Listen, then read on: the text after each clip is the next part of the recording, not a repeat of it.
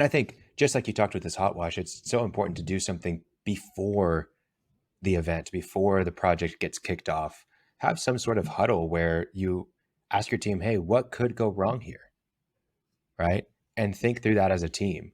It's so helpful to know. I mean, they have a perspective that's different, just like the gloves. If you're doing that ahead of time before every project, before every event, before every setup, Yeah. it's going to really set an expectation for the unexpected, right? That we're aware of what could go wrong.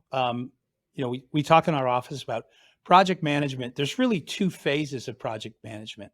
There's what we call the pursuit and solicitation phase, right? That's there's a project manager involved in that, and that there's estimating and there's design, and you're putting a presentation package together for the sales or the biz dev team, and there's some back and forth and changes and all that. But at some point, when a client commits up to doing a project with you, then we go to what we call handover circle, right? And so that's where we have what's called the launch meeting. And this is where it moves from the pursuit phase down into production.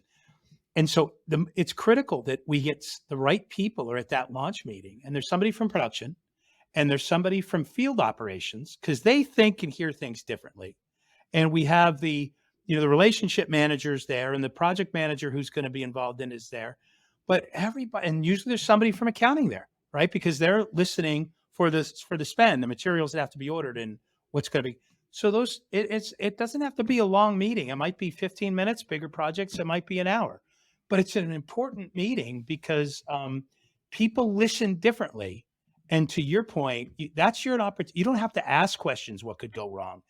They're going to tell you by the questions they ask what can go wrong. So, for example, we just shipped a big project that's moving in Las Vegas, and it's a 6-figure project, and it's beautiful fabric graphics, and it's a series of boxes to look like giant cardboard boxes, and cool stuff happening inside, secret rooms, and there was a speakeasy inside, and all this great stuff, and but the field ops guy is asking questions about, well, are we going to have this on site, or who's going to be doing the adhesive? Okay, so make sure I got a guy to do vinyl wraps and overlays because we're going to be doing that. Whereas, not your average installer is going to be an expert at doing that. So anyway, we're going to do AV monitors. Okay, are we going to have a hot knife there? Something that's going to allow us to cut the fabric but cauterize the edges so it doesn't run and have loose threads and that tear gets bigger. Anyway, the people that I got great people, and I think a lot of our